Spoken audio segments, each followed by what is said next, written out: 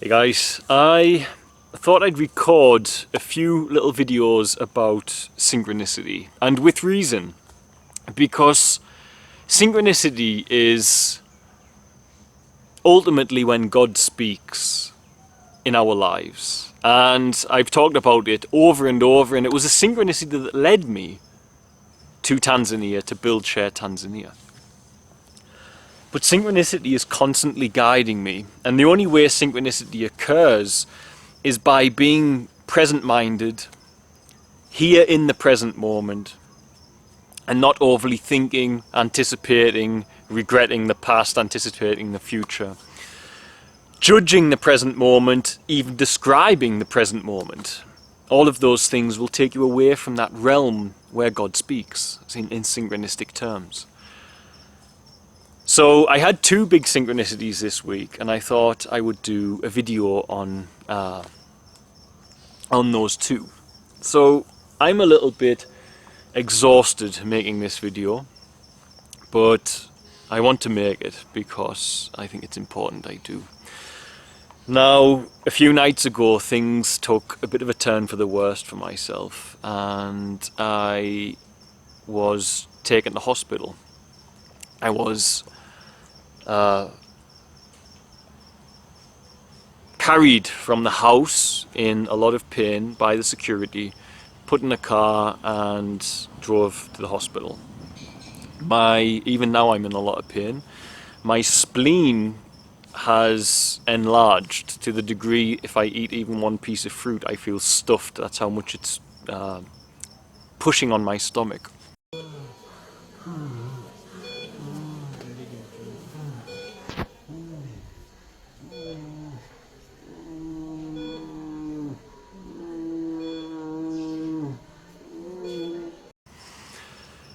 And in babesiosis you can get a ruptured spleen, so I was terrified because the spleen fights infections, and if my spleen ruptured, I don't know, it could be a death sentence for me at this stage. But I couldn't move for the pain. Now I'm good with pain, guys. I really am good with it. I think it comes from doing endurance exercise and all of these things. I'm really not that bad with pain. But this felt like someone had cut me open and had a little hand in me and were pulling and stretching and squeezing things inside me. And it was just so debilitating, it was horrendous. Now, I received treatment in the hospital, and for the first time in my journey with fighting these infectious diseases, I was given very strong painkillers, morphine-based ones. Now, people can say what they want, but upon taking them, my mind cleared up because my body was so tense, there was so much pain. And I've now been given at-home strong painkillers because my spleen is still overly sized, and I'm overburdened with toxins. We can't get glutathione in East Africa, we've tried. So someone, unbelievably, which ties in as a small synchronicity into this event, I got a feeling to call the doctor who looks after the dogs and ask them if they had any last night. And she said, no, but I've got someone flying from Hamburg on Tuesday, and if you can get any there, they'll bring it with them. So they did agree to do that, a small synchronicity, but that's not the big one, because the big one I have has evidence. And it also has evidence of the importance of understanding dreams. And in Job in the Bible, I forget the exact quote, it clearly states that God guides men in the slumber of the night. And when I got out of the hospital, the German specialist advised a medication, tramadol. It's a very addictive opioid, but he said in his own words, stop being a hero, take it, because it's too much. I know how painful this is. Remember, my doctor fought these diseases himself, that's why he's a specialist in it. And he said the pain is too much, take it. So we called Emmanuel, my friend, to come, and he wrote in his phone tramadol and went to the pharmacy. He put his phone down on the way out of the house and forgot it at our place. When he got there, he didn't know what he wanted, and he said, I need a strong painkiller, but I don't know the name. And they handed him tramadol over the counter, which is a very strong painkiller. When that was the same one the doctor advised I should take. However, when he got back and I had it and I settled my body, because it really is horrendously painful and I can't eat properly, I went onto my Facebook. Now, I had taken ill at 9 o'clock on Friday, and it was very serious, it was very severe. I was in a lot of trouble. There's some footage of that again. I asked Fritzy to get bits of footage of me in case the time comes I need to do a GoFundMe for my treatment, and I think I'm going to have to do hypothermia treatment in Germany, which comes at a cost, but I need to do something. So anyway, I went on my Facebook, and at 3 o'clock that afternoon, 6 hours before I even had an inkling that there was a problem with my spleen and was holding onto it in pain and my back, which I have been today, then I received a post from Kim, who has been a long-term Facebook friend and a wonderful lady who prays for us and is just very loving and caring towards all that we do, and I'm eternally grateful for her. And she recently changed her Facebook name. It was Nana Bear, for those of you who know her on Facebook. We have a nice community online, you know, so people know each other. This post said, at 6 hours before I got sick, I've just had a dream that you were bent over in pain, holding onto your side. And I feel guided to send you this link. And this link was about dealing with the severity of pain in Lyme disease.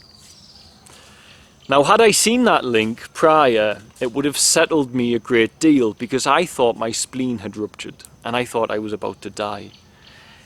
And it helped me in a way, because I said to God, I don't care how I survive, I do not want to leave this world yet. I don't care if I'm permanently disabled, I am not ready to leave my wife, my son and the children. I am not ready. And that made me, first of all, that event made me feel less.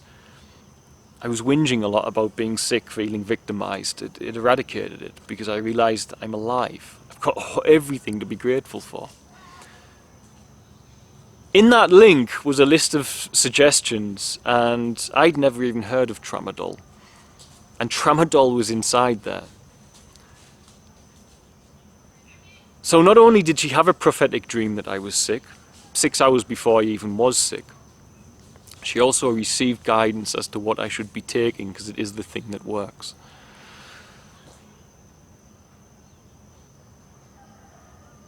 And had I seen it prior, I might have even said, don't take me to hospital, because I'd have realised that I wouldn't be receiving such a message from God if it had ruptured. He wouldn't be saying, put a painkiller in there. But the pain was immense, and my blood had coagulated in my spleen, according to my doctor, and I had to have blood thinners to make it flow again, and morphine and so on and so forth, and it was agonizingly painful. But this is just the journey. Of course, when I start with pain like that, my body releases cytokines, mast cell activation, and my immune system starts attacking the Borrelia, but it's hiding in my cells, my organs, so it ends up attacking me as well. It's not that your body turns on you, it's actually doing its job. It's just the Borrelia outsmarts the immune system, because it's been designed by somebody in a lab, by the looks of things, or it's just a one-off pathogen which is completely different to any other on the planet. So I'm about to share another story from this week, which is not about my health but about the charity. And I'll do that in a separate video, because I just wanted to put that out there and say, synchronicity is when God speaks. And for those who say that it's nonsense, you're simply not here and in the present moment and open, without judgment, without immaturity, without bias to the fact that these things happen to us. And if not, then how did she have that dream about me 6 hours before I was sick? And how did she recommend the painkiller, the very same one that the doctor recommended later that day, and that my friend managed to get out of all the painkillers in the pharmacy without the name. So